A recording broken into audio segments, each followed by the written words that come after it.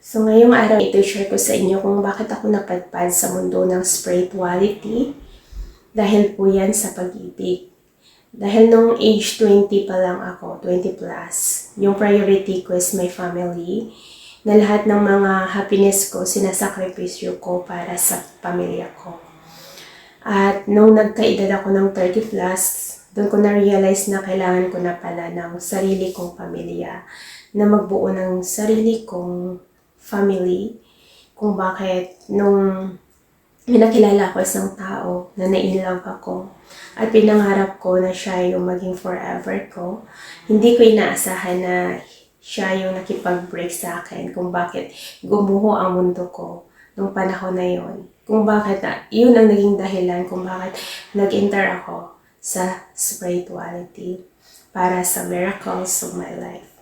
When I enter into the unknown world and to trust the unknown world for miracles, ang nangyari po doon ay ang first step mo gawin ay i-let go mo lahat ng mga makamundong bagay, lahat ng mga material things mo dito sa mundong ito, kailangan mo i-let go. That is to detach yourself to all material things na dito sa mundong na ito bilang tao. Kaya when I enter sa soul level, yung dala ko lang is yung physical human body ko and my soul. No attachment sa mga makamundong bagay. Pangalawa, kailangan ko i-let go yung love ko to find my true love. And sabi ko nga kay God, I'm here sa soul level para po sa taong minahal ko. Ang hirap naman yata na i-let go ko yung love ko to find my true love. Siya kasi ang dahilan kung bakit andito ako. Kaya marami akong trial and error sa mundo ng the unknown world dahil sa sobrang dami nila. Hindi ko alam kung sino yung mapagkatiwalaan ko, kung bakit. Ang pinagkatiwalaan ko talaga is the angelic world, kung bakit sa buong taon na nasa journey ako sa mundo ng spirituality, yung kasama ko sa mga angels. Sila yung nagbabantay sa akin at 24/7 na andyan sila lagi sa tabi ko. Pero ang problem ko dati nung nagsimula ako is hindi ko alam kung paano tumawag, kung paano humingi ng tulong, kung bakit. Parang akong na lahat, parang shoulder ko siya. Kung bakit ang grabe yung hirap ko din, yung iyak ko ba. Kasi nga, everyday dati, umiiyak talaga ako.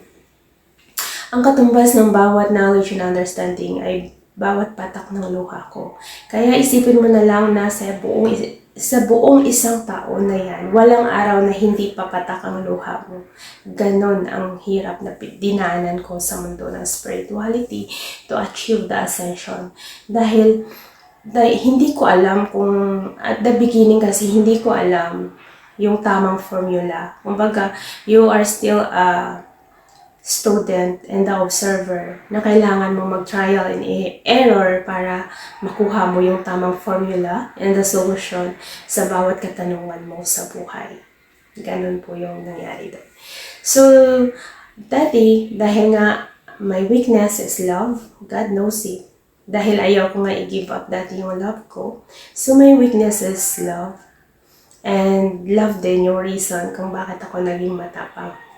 Sabi nga, kailangan mo makita yung weakness mo para makita mo yung strength, yung lakas mo. Kaya, weakness ko dati is love. And my love ang dahilan kung bakit ako naging matapang.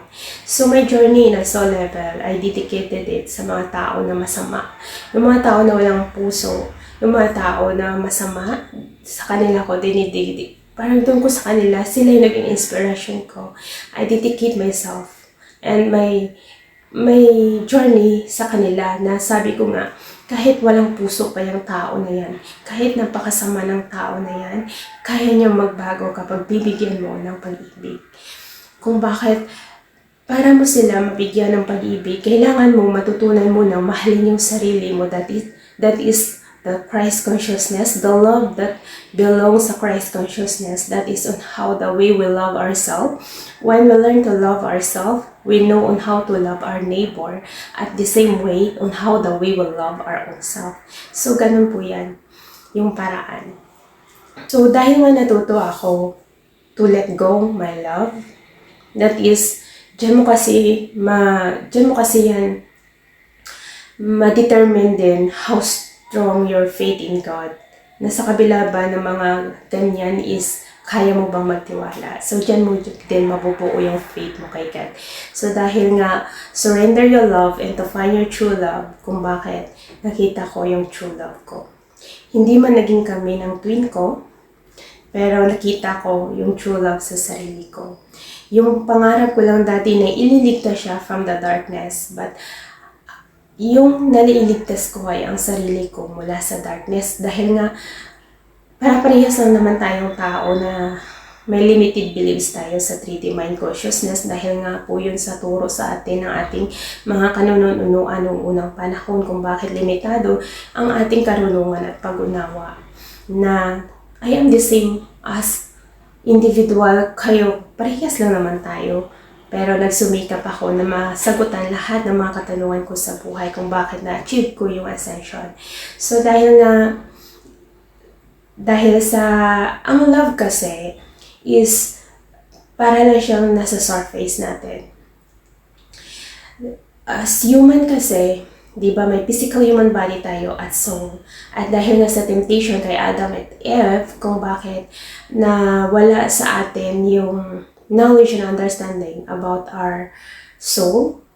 At ang naiwan na lang ay yung sa knowledge sa surface, sa physical human body natin kung bakit mostly our knowledge is naka-base lang po talaga siya sa surface at wala tayong masyadong deep knowledge about sa mundo ng spirituality dahil sa 3D mind consciousness, only 1% of you yung naniniwala sa mundo ng spirituality. Isipin mo, there's a billion of people around the world tapos 1% lang ang percentage ng spirituality kung bakit ganun kadami na tao ang dapat baguhin. Malaki ang percentage ng mga tao na dapat turuan na magbago, na magkaroon ng deep knowledge and understanding sa mundo ng spirituality to understand the value of our soul.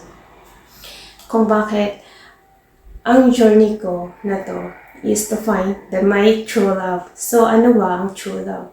Ang true love po ay hindi po siya nakabase sa surface, but this is based sa inner natin, deeper to our soul. Dahil ang true love po ay hindi basihan ang mga makamundong bagay para mahalin mo ang isang tao. Ngunit kapag nagmahal ka sa tao, dapat maunawaan mo pa siya deeper.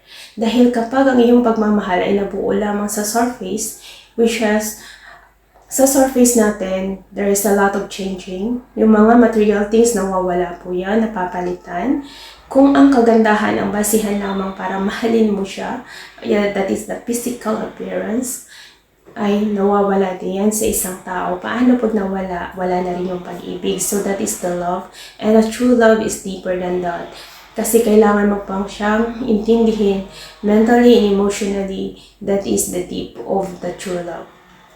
Na hindi basihan ang panlabas na anyo, hindi basihan yung mga material things, kundi ang basihan dito is kung ano ang nararamdaman ng iyong puso towards the person. So that is the true love na hinahanap natin, na kailangan natin maintindihan individually na ang true love ay mahalaga.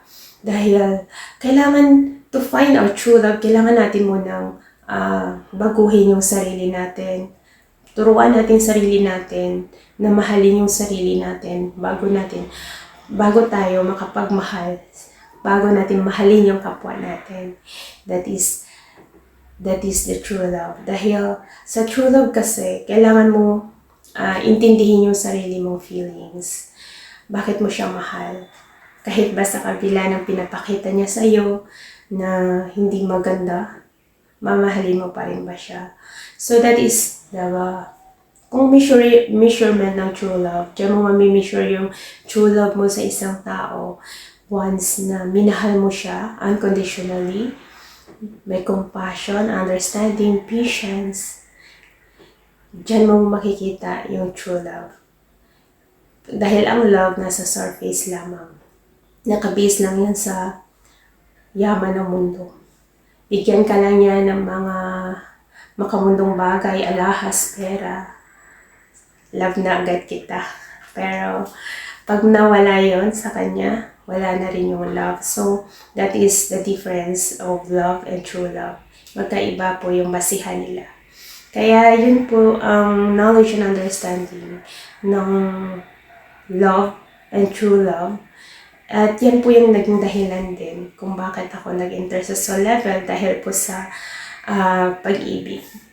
Dahil nga, ang pag-ibig ay, love is a powerful na sandata natin as human. Na hindi mo kailangan gumamit ng dahas, ngunit kailangan mo gumamit ng pag-ibig para sa kalaban mo. Darating ang araw kasi na ang kalaban mo ay magkakaroon din ng puso kapag ginamitan mo ay puso. Kaya, that's how the miracle is sa buhay natin individually pagdating sa love. Dahil behind the scene, andyan naman si God. Andyan yung mga spirit na tumutulong sa atin individually. Nakadepende sa hinihingi natin dahil nga sa kabilang mundo naman kasi may mga tungkulin na po yan sila. So what we pray, what we receive. So, binibigay nila yan, kumbaga, naibibigay nila ng tama ang iyong hinihingi dahil each of them may kanya-kanya na silang tuka na, okay, kung ano hinihingi mo, yung isa na nakakaalam siyang magbibigay. So, ganun po yan sa kabilang mundo kung bakit marami talaga siyang miracles na nagaganap sa mundo ng spirituality when we understand pa deeper ang mundo ng spirituality. So, yan po yung dahilan kung ba't ako pumunta sa soul level sa The Unknown World para mag-aral ng the wisdom of God's love. Dahil po yan sa pag-ibig. Dahil nagmahal lang po talaga ako. At siya yung naging dahilan ko at inspiration ko sa journey ko kung bakit ako naging successful. Dahil kung ilang beses naman ako sinaktan, ilang beses man nabasag ang puso ko, everything have lesson to learn. Na every pieces of my heart may lesson to learn. Kaya every time na idudugtong mo yan, may lesson to learn. Kailangan kasi, kapag na broken heart ka, kailangan mo yan dugtungin per piece. And kailangan mo yan i-healing, i-cleansing. Kailangan mo dyan i-recognize yung mga mali mo and learn a lesson. Kaya para makapit siya ulit. Kaya pag nahiling mo na yan lahat ang puso mo, wala na, fearless ka na. Tsaka wala niyang takot sa sarili mo.